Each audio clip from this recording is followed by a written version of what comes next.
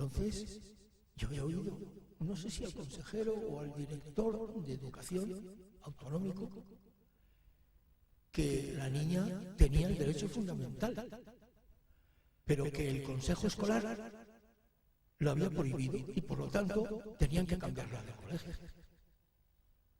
Una solución verdaderamente salomónica para tener como en pie de igualdad un camino intermedio entre un derecho fundamental y un acuerdo de un consejo escolar de padres, a los cuales nadie les había hablado de comprensión, tolerancia y amistad.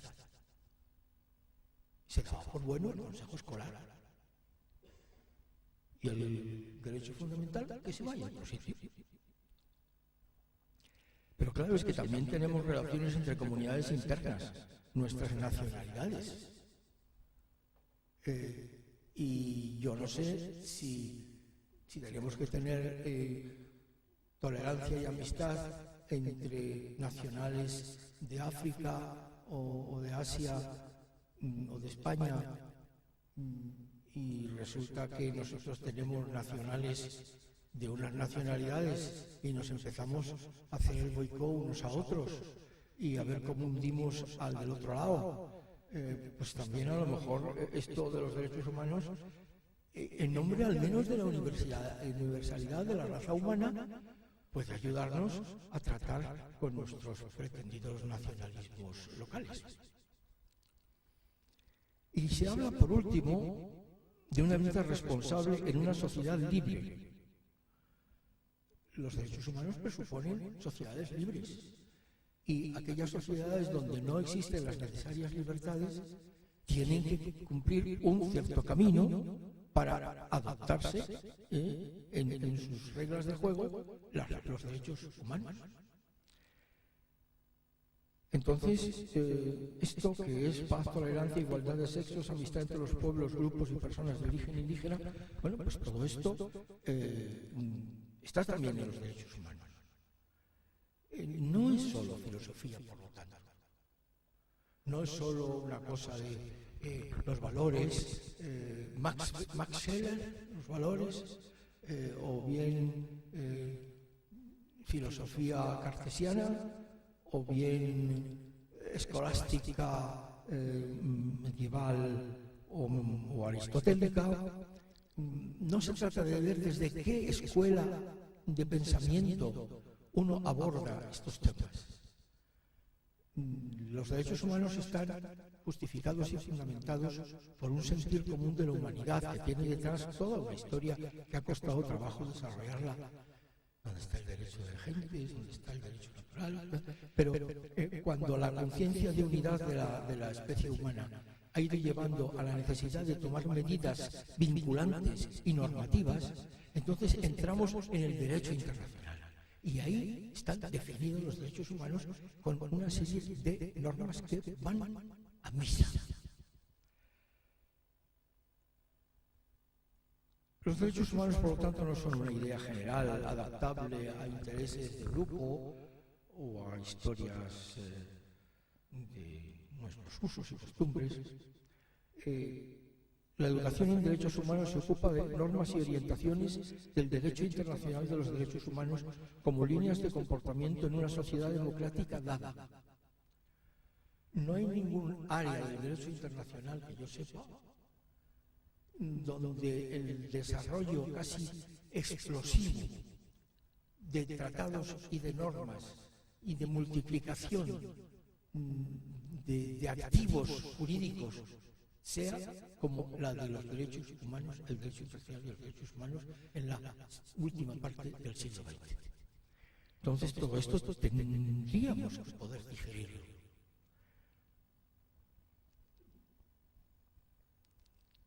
La educación, digo yo ahí, definirá cuáles inciden con mayor utilidad y eficacia en los diversos ámbitos y grados del sistema educativo y en las diversas situaciones sucesivas de la nación. Pero atención, ese párrafo no quiere decir que luego uno coja de los derechos humanos lo que le apetece o lo que le interesa.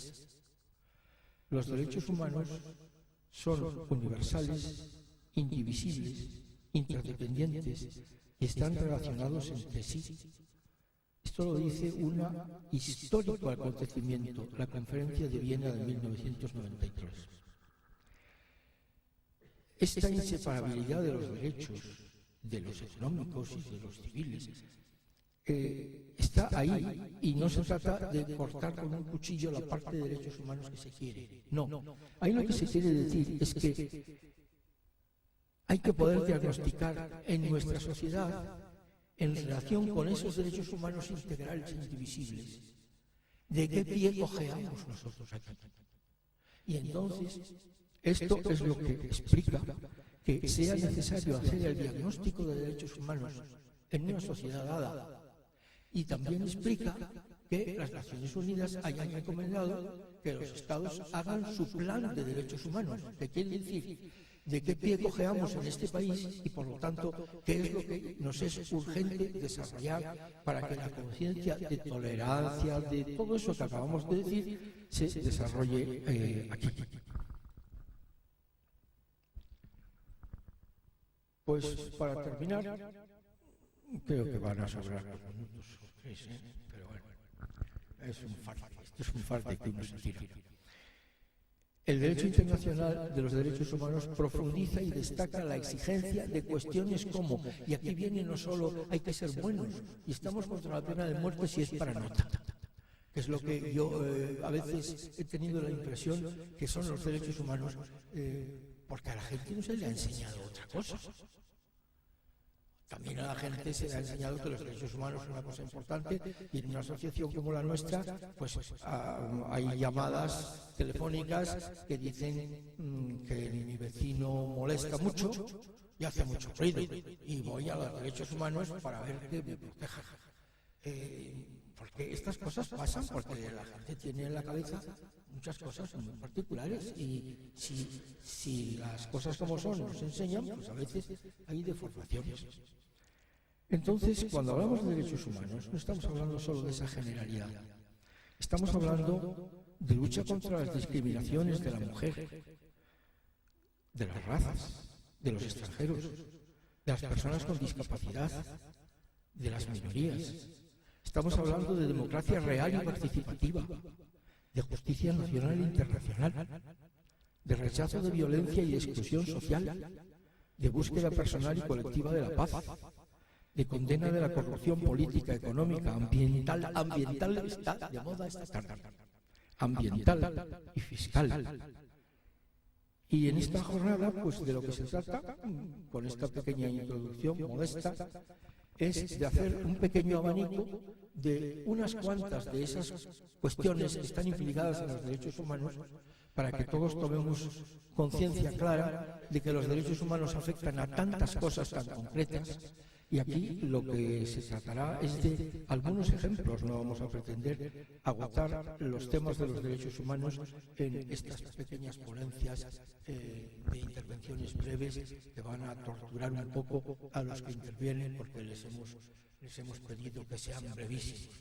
Pero, de hecho, lo que no nos debe sorprender es que, con razón en derechos humanos, se empiece a hablar de muchas cosas.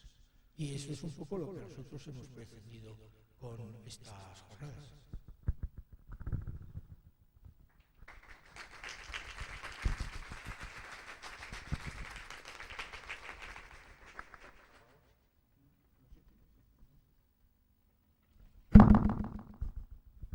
Bueno, pues continuamos con, tal y como les ha anunciado Luis Acebal, con una serie de intervenciones breves en relación con determinadas materias y determinados ámbitos de los derechos humanos. Así que voy a pedir a cada uno de los intervinientes y de los ponentes pues, que se incorporen a esta mesa para efectuar cada una de las intervenciones que le corresponden. Sagrario, José Antonio, Teresa,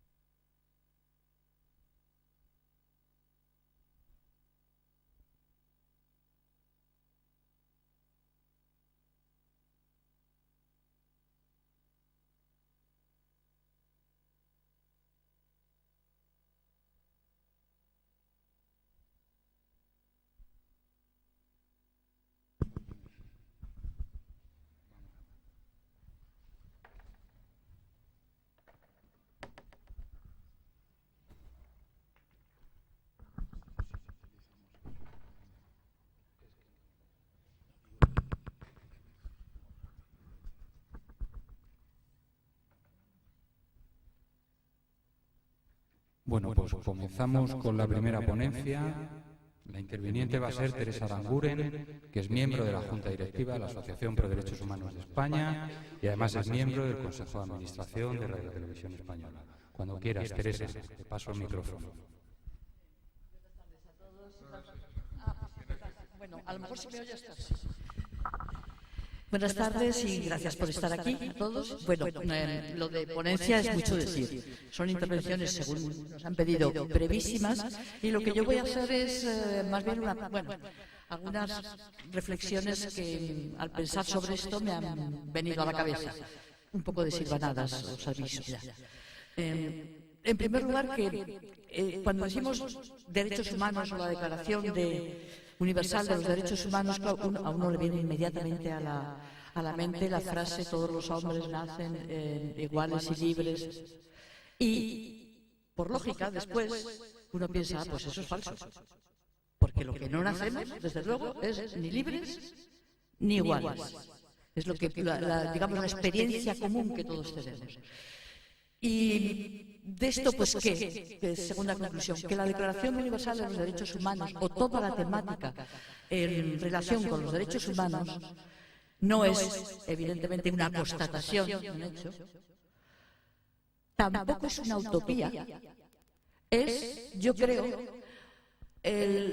la aspiración en la que nos encontramos en el momento actual como consecuencia de un estado de conciencia generalizado que a lo largo de los siglos la humanidad, con todas las diversidades que eso implica, ha ido generando. Y cuando hablamos de derechos humanos, por eso, y ahí yo sí que creo que es una cuestión clave en este tema, tenemos que hablar siempre en términos de universalidad. No estamos hablando en términos de derechos individuales, derechos de un grupo social, de una nación. La gran aspiración de los derechos humanos es la universalidad. Es decir, que esa afirmación tan ingenua de la Declaración de todos los hombres nacen, ahora tendríamos que decir todos los hombres y mujeres. Yo no soy partidaria de eso, Yo prefiero en el castellano mantener el genérico no marcado, pero bueno, eso es una cuestión mía que voy contracorriente. Lo que nos encontramos es que esa aspiración, lo que tiene y lo que introdujo como propio y como realmente novedoso es el hecho de la universalidad, de la aplicación a todos. Y no olvidemos que cuando surge la Declaración de Derechos Humanos todavía se pensaba, bueno, no solo se pensaba, se actuaba en términos de razas y civilizaciones superiores con capacidad y con derecho a imponerse sobre otros. Es el momento, además, del gran desarrollo colonial. Y no sé si ya me estoy pasando el tiempo. Bueno, me debe quedar un poquito. Y esta condición de la universalidad, aplicada a un campo que a mí por trayectoria profesional y vital me interesa mucho, que es el de las relaciones internacionales, creo que adquiere un carácter, yo diría revolucionario. Es que en este momento, y no solo por eso, reclamar determinados aspectos de defender la aplicación de los derechos humanos se ha convertido en un tema revolucionario.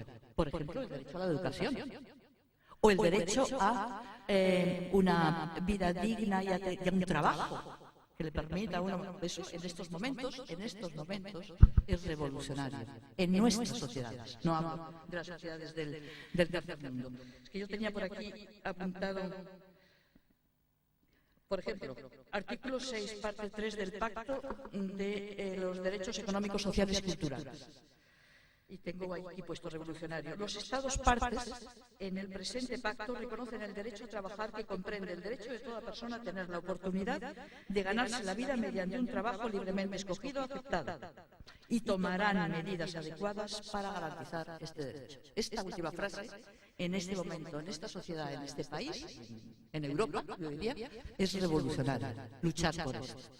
En el ámbito internacional, ya para concluir, creo que es importante, desde nuestra perspectiva de ciudadanos de Occidente, de países occidentales, que por tradición e historia nos sentimos un poco autores de este concepto de los derechos humanos en nuestra cultura nace.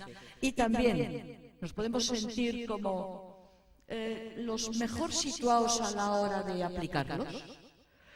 Es muy importante, creo yo, que nos miremos realmente como somos, como sociedad, no digo individualmente.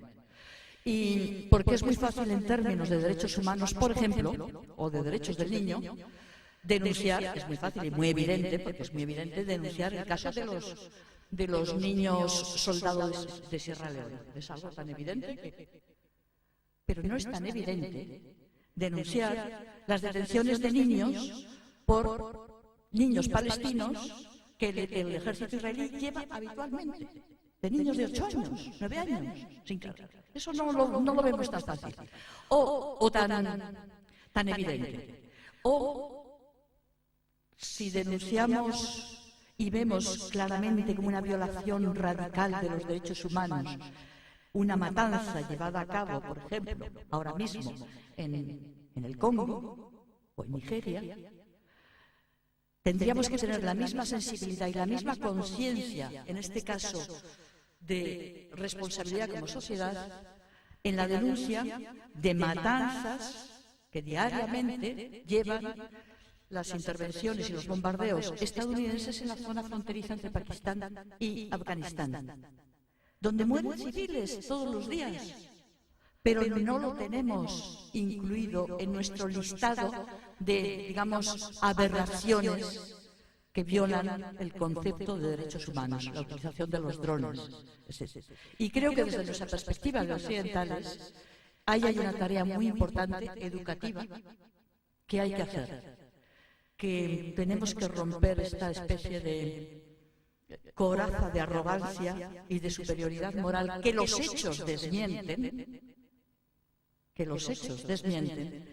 en la que muchas veces estamos educados. Cuando digo los hechos desmienten es porque hasta el momento las dos mayores atrocidades de ámbito, no digo universal, pero general, de las que tenemos memoria en la historia, para mí, y creo que para mucha gente, son claramente, uno, el nazismo, la otra, el fenómeno, las atrocidades del colonialismo.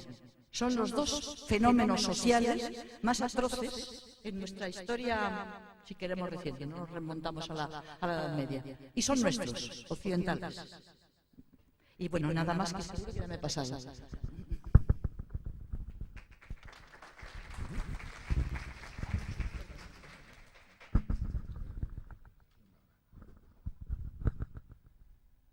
Ahora va a intervenir Sagrario Rosado Martín, que es miembro de la Junta Directiva también de la Asociación por Derechos Humanos de España, y va a versar su intervención sobre igualdad y mujer. Buenas tardes a todos y a todas, y también naturalmente a la Facultad de Ciencias de la Comunicación. Bueno, yo voy a empezar por salirme un poquitín del marco de los derechos humanos y casi voy a plantear así muy en breve que quizás lo que deberíamos de hacer es todos y todas educarnos ahora de adultos en los derechos humanos, porque si no, no hay manera de llevar a ningún pequeño, ningún ejemplo simple que el mundo, que la comunidad de la infancia pueda asumir como que eso es un derecho humano. Y efectivamente no tiene que estar aleccionado todos los días. Desde el punto de vista que yo lo enfoco, debe de ser como una obligación. Uno se levanta interpretando, haciendo hermenéutica de esa ética fuerte que tienen los derechos humanos, que está por encima de las constituciones, por encima de los acuerdos que puedan hacer los Estados y que tienen además una solución empática. Tienden al menos a ponerse en el lugar del otro, del débil, del que necesita. Bueno, pues yo creo que eso no lo tenemos, nos falta a todos, les falta a los grandes dirigentes de los Estados, les falta a los economistas, desgraciadamente les falta a la justicia y nos falta naturalmente a la sociedad civil. Yo me voy a centrar en 2 o 3 cifras que les voy a dar que creo que son importantes. Hay 1.300 millones de pobres hoy contados desde el 2011.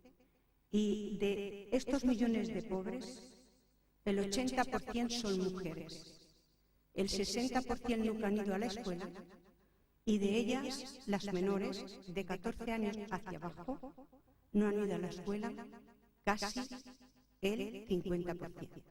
Y el Estado español no se libra de una cifra baja de esta situación. Hoy todos sabemos que se calcula que hay entre un 30 y un 32% de fracaso escolar. Eso medido, no como dice el sensacionalismo de la prensa y todo esto. Del 30 al 32%. Bueno, de ahí el 22% son niñas, no mujeres, que las mujeres desde el 75 hasta el 92 dieron un salto enorme en la preparación intelectual y en la profesionalidad, en la concienciación de ella misma, de ser más grande que madre, de ser una mujer, ¿no? Todo eso ha estado superado hasta el 92. Del 92 hay una baja que nadie nombra en la educación para nada, los derechos humanos, la realización universal de la persona.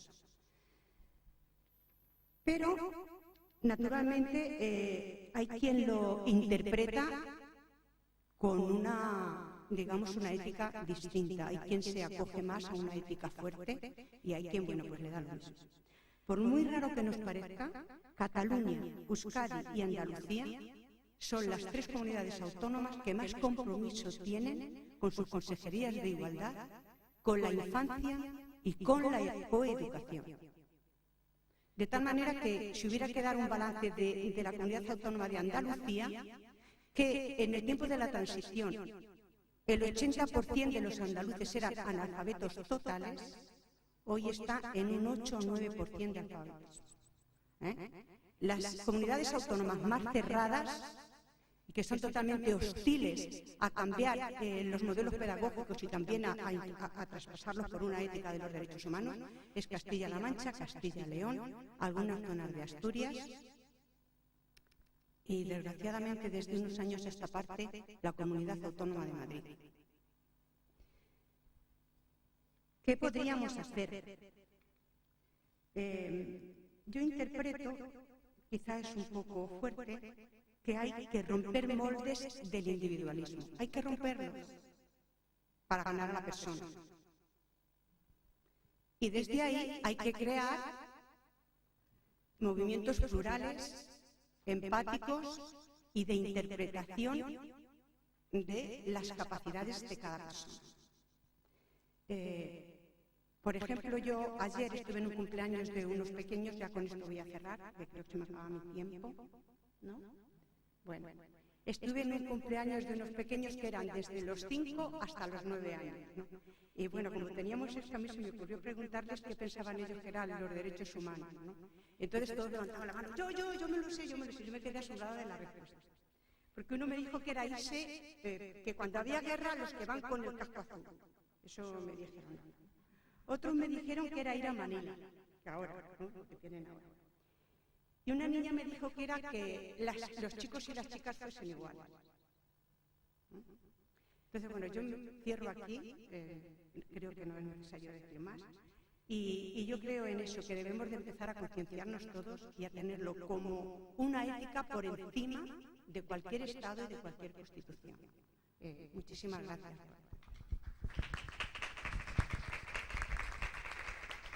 Bueno, pues gracias a Sagrario también y a Teresa, por supuesto, por sus respectivas intervenciones. A continuación va a intervenir Carmen Lamarca, que además es ex vicepresidenta de la Asociación por Derechos Humanos de España y catedrática de Derecho Penal de la Universidad Carlos III. Así que cuando quieras, Carmen. Pues muchas gracias, buenas tardes. A mí me ha tocado el tema de la trata. Fijaos, hasta la reforma que se hizo en el Código Penal en el año 2010, es decir, antes de ayer, no había un delito específico dentro de la legislación penal que persiguiera la trata. Y yo creo que eso da buena cuenta de la escasa conciencia que existía en nuestro país sobre una realidad que había proliferado de forma bastante alarmante durante los últimos años y cuya persecución yo creo que debe de trascender a los internos intereses de un Estado. Es un tema que nos debe preocupar a todos y que todos los Estados deben estar implicados en ello.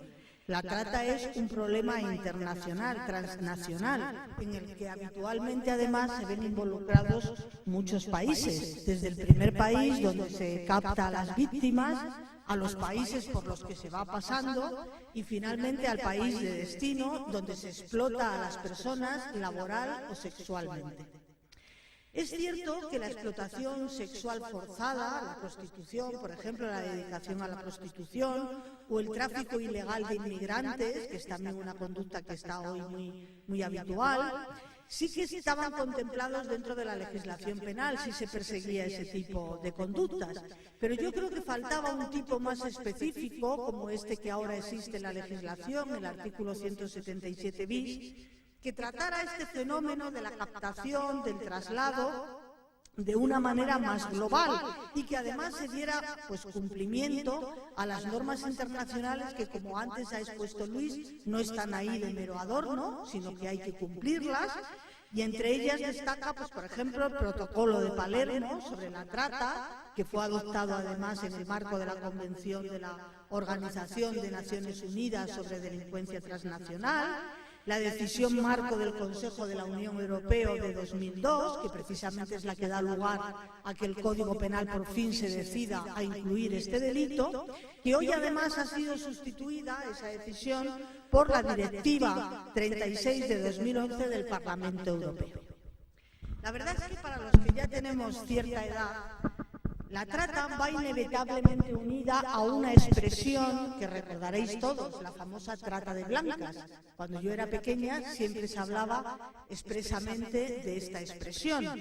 Y es que en efecto, originariamente esta conducta iba asociada exclusivamente a la explotación sexual contra su voluntad de mujeres de raza blanca, lo que siempre constituyó además un hecho perseguido, un hecho que era delito.